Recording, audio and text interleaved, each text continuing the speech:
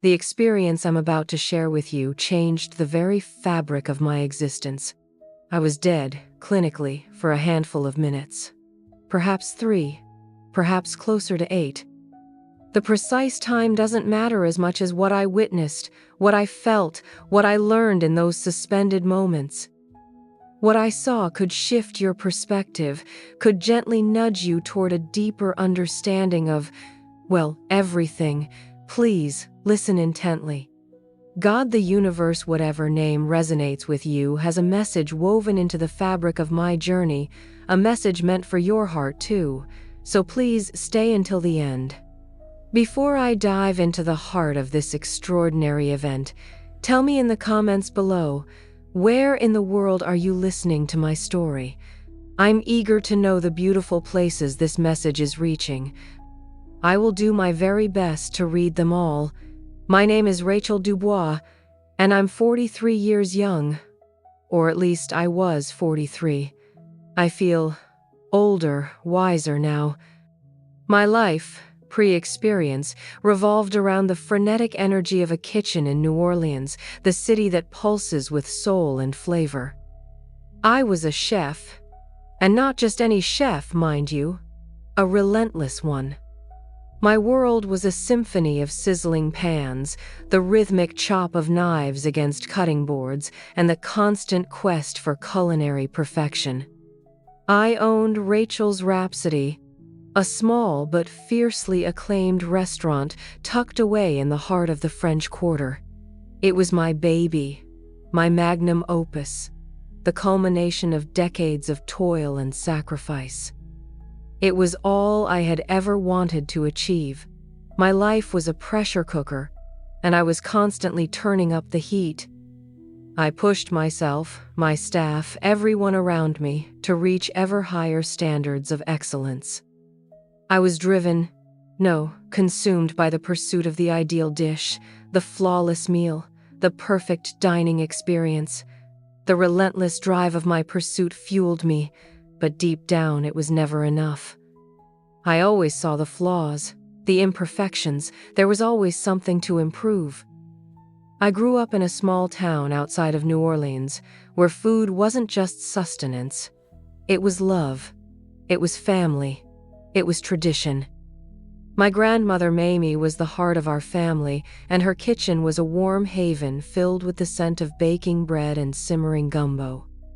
It was where I fell in love with food, with the simple joy of creating something that nourished not only the body but the soul. I carried that spirit within me, but somewhere along the way, the fire of passion became a blaze of anxiety. I longed for the sense of peace that my grandmother seemed to effortlessly emanate, the easy joy she found in simple things. But I was lost in the relentless pursuit of accolades, the constant need for external validation. I sought the approval of food critics, the admiration of the culinary elite, and the overflowing cash registers that proved my worth, as if those things alone would grant me a sense of fulfillment. I felt empty inside and very, very tired. My spiritual life was non-existent, or rather, deeply buried beneath layers of ambition. I went to church on holidays, but my heart felt hollow during the sermons. I didn't doubt the existence of a higher power, but I also didn't see it as relevant to my day-to-day life. God, if there was one, seemed like a distant concept, an entity that operated on another frequency, one that I did not have the time to tune into. My faith felt like a faded photograph, something I remembered but could no longer feel. I was a contradiction, a beautiful, intricate machine of ambition and insecurity, running at a pace that would soon burn the entire structure to the ground. I wanted to create, to nourish, to connect, but my need for control and achievement eclipsed my love for the process and for the people it was all supposed to be for. I was always pushing for more customers, more reviews, more money. I needed it, and I wanted it. I was never satisfied. This discontent became a constant echo in my soul, a persistent reminder that the endless pursuit of perfection was a bottomless pit. The night it happened, the restaurant was packed. The air thrummed with the joyful chatter of satisfied customers, the clanging of cutlery against plates, the hushed conversations between lovers. It was a Tuesday, but you would have thought it was Saturday. A night with the same frenetic energy that had come to define the restaurant, or the life I had created around it. We were at peak service when it happened, a particularly chaotic moment when I was preparing my signature dish, a delicate seafood stew laced with saffron and a hint of chili. I'd been using a batch of fresh shellfish that had just arrived, and it was my favorite part of the night. I loved preparing it. It felt like a piece of my heart on a plate. I hadn't been sleeping well for weeks, and had started to rely on caffeine and a lot of sugary snacks to keep going. I remember the metallic taste of the energy drink on my tongue as I quickly tasted the sauce, and then everything went black. Just like that. Later, my sous chef told me that I had collapsed at the counter, clutching my chest. They said my face turned blue and my breathing stopped. An ambulance arrived in what felt like an eternity. The medical team worked quickly, trying to resuscitate me in the back of the ambulance, my lungs unable to get any air to my blood. They later determined it was a severe anaphylactic reaction, a lethal allergy to some microscopic contaminant in the shellfish. The ambulance ride was a blur of sirens and shouts, but for me it was nothing, because my consciousness had already begun its journey elsewhere. It all went quiet, and the weight of my body was suddenly gone. I was floating, it seemed, above my own body. I watched them work on me, their faces a mixture of concentration and panic. It was like watching a scene in a movie, and for the first time I felt no sense of panic. I was detached, floating near the ceiling of the ambulance, and I felt an overwhelming sense of calm. I didn't recognize myself lying there, on a gurney, my body limp, and I was certainly not feeling anything that was happening there. I was not worried, not in pain or afraid. I felt liberated. The feeling was indescribable, a sense of lightness and peace that I had never experienced before. It was as if a great burden had been lifted off of my shoulders. It was not just relief from the pressure I was under, but a sense of peace I could not even articulate in my own language. Then, I was drawn towards a tunnel of brilliant light. It wasn't a blinding light, it was a radiant, warm glow, filled with an overwhelming feeling of love. It wasn't just light, the light felt like pure love, so intense it was hard to comprehend. I had no fear, only a sense of longing to be embraced by it. I glided through this tunnel and I felt my consciousness expanding, becoming something larger than my individual self. I was filled with the most profound sense of love, an unconditional love that was so pure, so intense, that I couldn't comprehend the scale of it. I was no longer Rachel, the chef. I was something else, a small part of a much larger existence, and it felt natural. It felt like home. I found myself surrounded by beings of light, luminous figures that exuded compassion and wisdom. They didn't have faces, but their very essence communicated love. The feeling of their presence was so comforting that it took away the fear and questions that I once carried. It felt like a reunion with an old friend, a homecoming to a place I had somehow always known. One of these beings approached me, and their presence felt familiar, like my own heart, but amplified. It was the voice that spoke to me, clear, resonating with truth and unconditional love, and the most beautiful sound I had ever heard. I didn't hear words as much as I received pure concepts, thoughts translated to understanding without the need for spoken language. It was as if the universe itself was communicating with me. I can't explain this with words. I could only explain it with feelings, and the feeling was that everything was connected and that I was loved in ways that words cannot reach. I was shown moments from my life, not just the joyful ones, but also the moments filled with hurt, frustration, and anger. But I saw these moments with new eyes. I saw not just the events, but the underlying energies that shaped them. I saw my own actions, my own choices, not with judgment, but with understanding. It was an understanding that transcended anything I had ever understood before. It was like the universe showing me a picture of what it was all about. I watched my grandmother Mamie in her kitchen, and I saw her love, not just for food, but for the act of sharing it with others. I realized that her joy wasn't in the perfection of the meal, but in the connection it created between people. I saw the countless meals she prepared, with all their imperfections and inconsistencies, and I understood that each dish had been made with love, every single one. It was her pure heart that made each dish special. Then I saw my kitchen and the frenetic energy that consumed it. I saw my need to control, the stress I projected onto my staff, the anxiety that shadowed every moment of creation. I felt the contrast deeply. The joy I had sought, the fulfillment I had craved, had been right there all along, but I had been blinded by my pursuit of perfection. The joy had been there all along, but I had been too blind to see it. I was shown that food was more than just sustenance. It was a form of communication, a way to share love and connection. But I had turned it into a battlefield, a constant struggle for achievement, a never-ending climb up a ladder of my own making. I'd made it all about me when it was never supposed to be that way. Then, the being turned to me with a sense of urgency, and the message resonated within me with such power that it felt carved into my very soul. Your passion is a gift, meant to be shared with love and kindness, not with pressure and a relentless pursuit of perfection. The process is just as valuable as the result, and the connection you foster is what truly nourishes the soul. I was given a glimpse of what heaven actually is. It was not a place of harps and angels or pearly gates, at least not in the way my earthly mind conceived of it.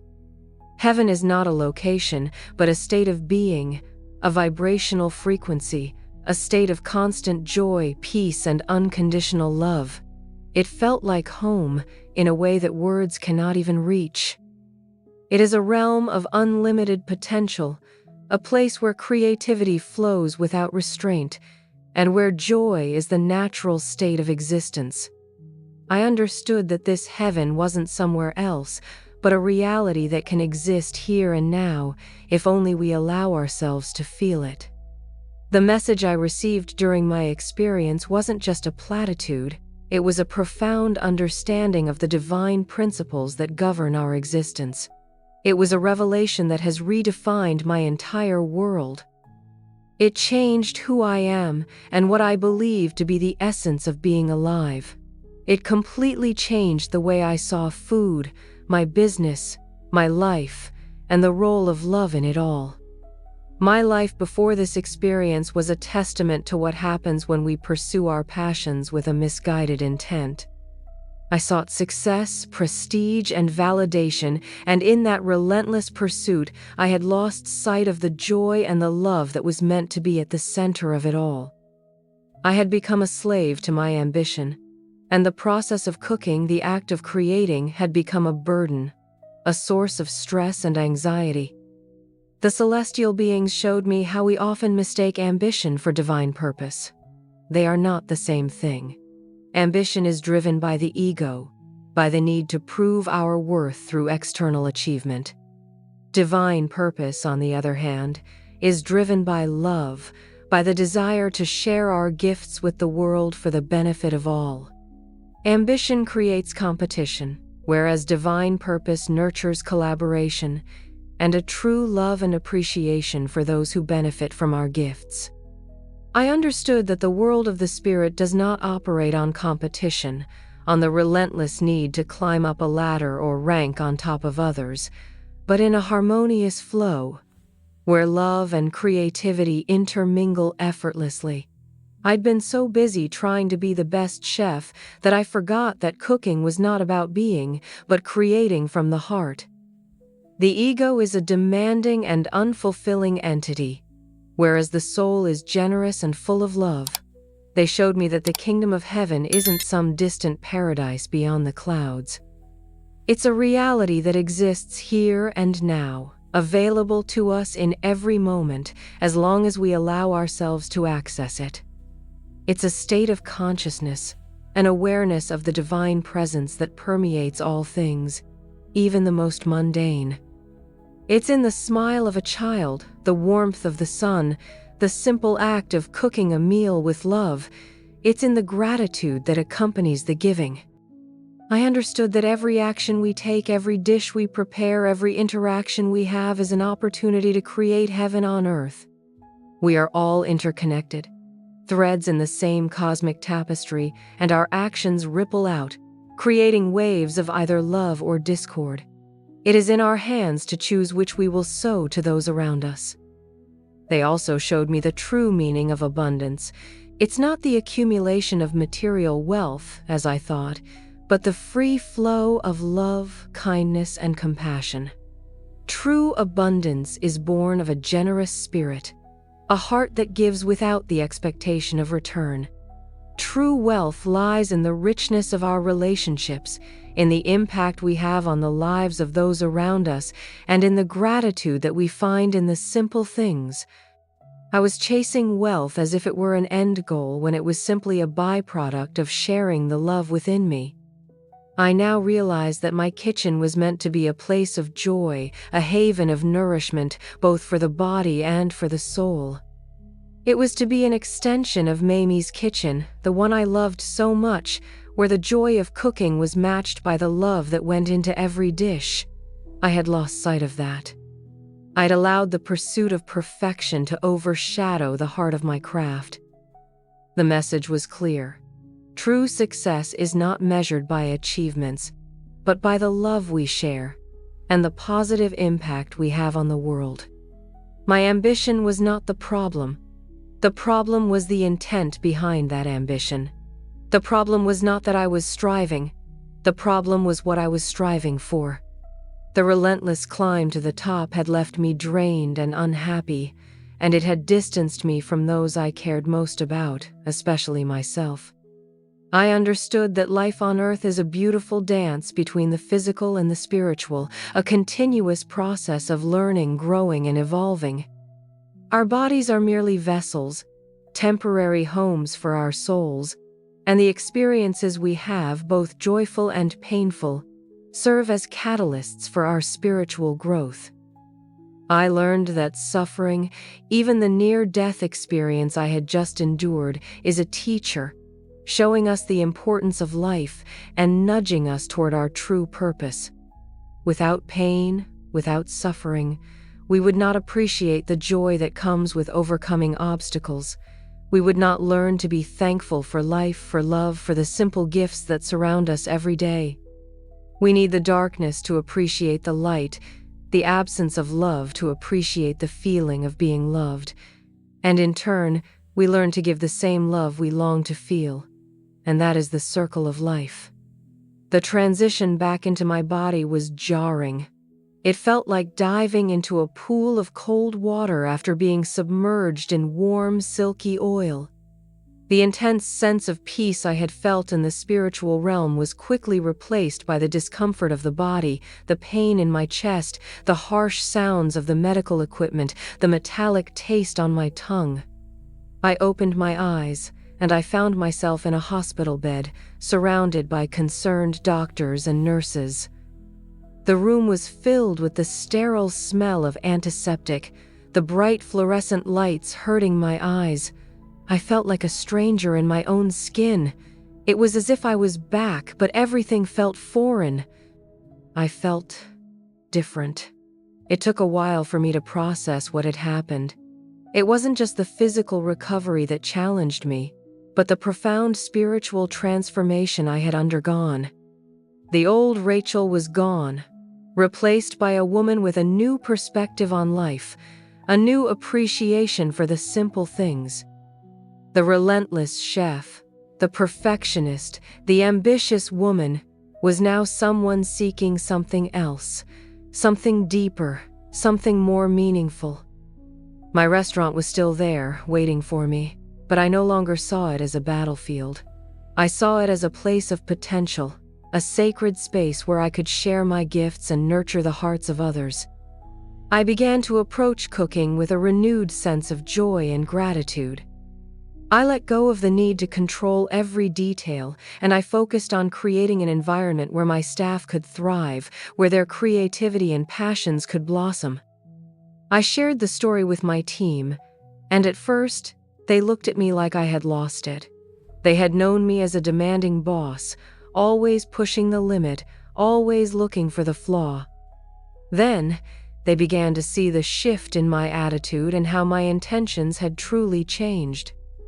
I told them that they were no longer just employees, but partners in a mission to bring joy, love, and nourishment to our guests.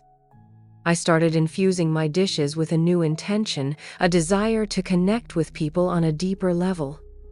I stopped focusing solely on the technical aspects of cooking, and I started to channel the spirit of love into every meal. I focused not only on the food itself, but on the energy surrounding it, the environment where it was being prepared, and the care it was being served with. I began to use ingredients from local farmers that treated the earth with respect.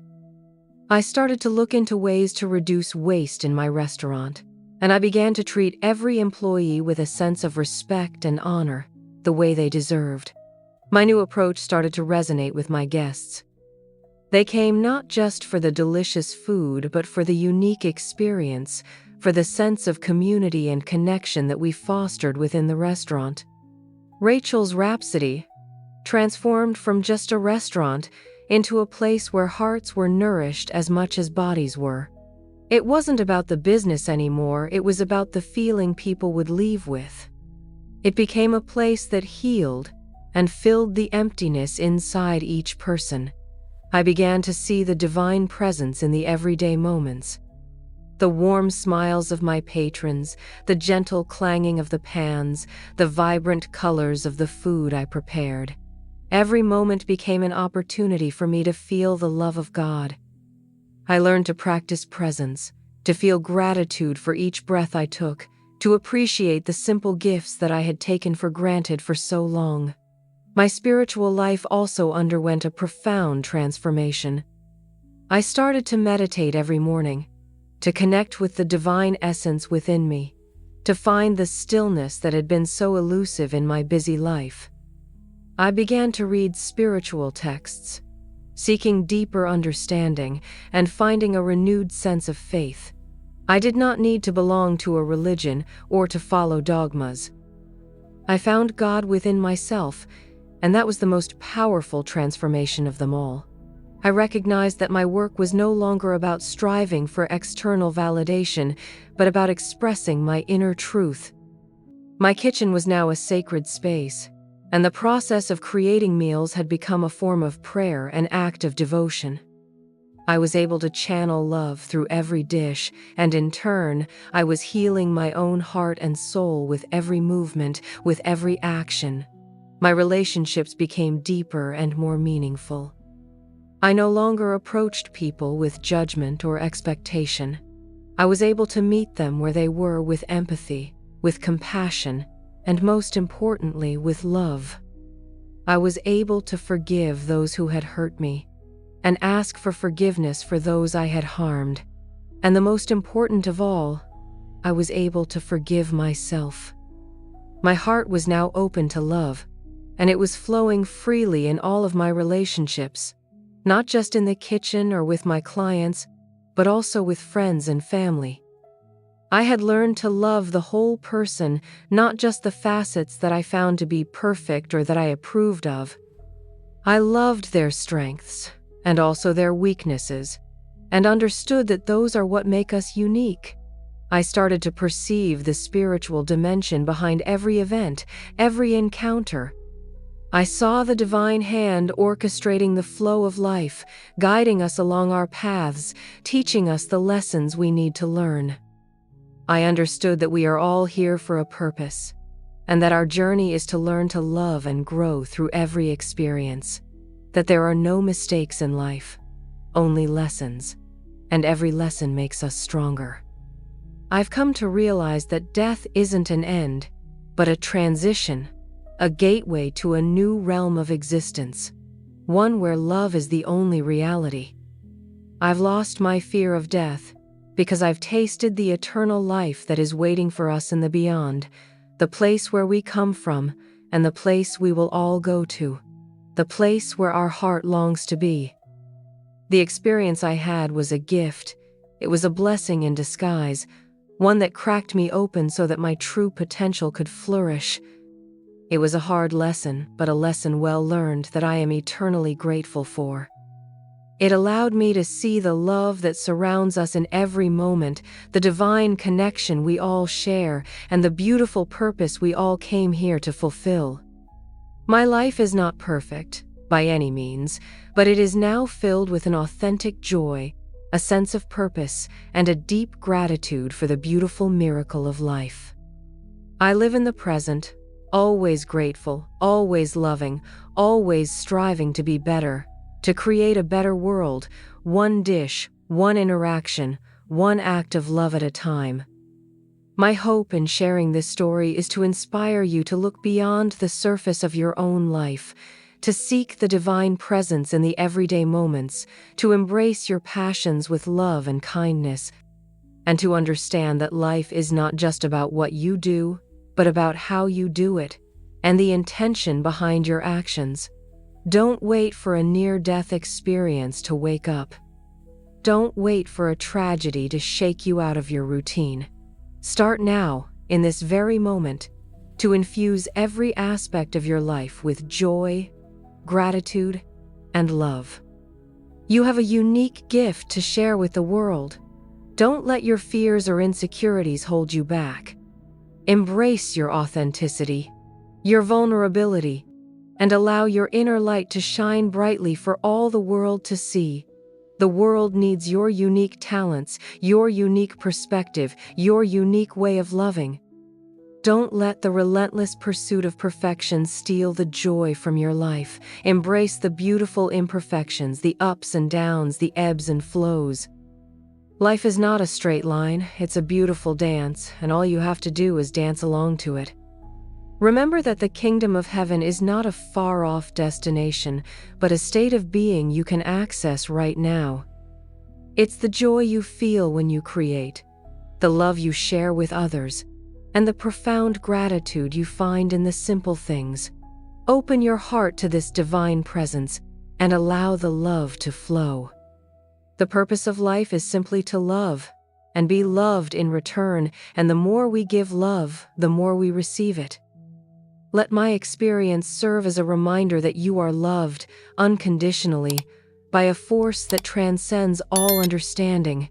You are part of something greater, and your life is sacred. You are here for a reason. Go forth and create. Go forth and love. Go forth and be your true divine self, because the world is waiting for you. Thank you for listening. May your path be illuminated by love and light.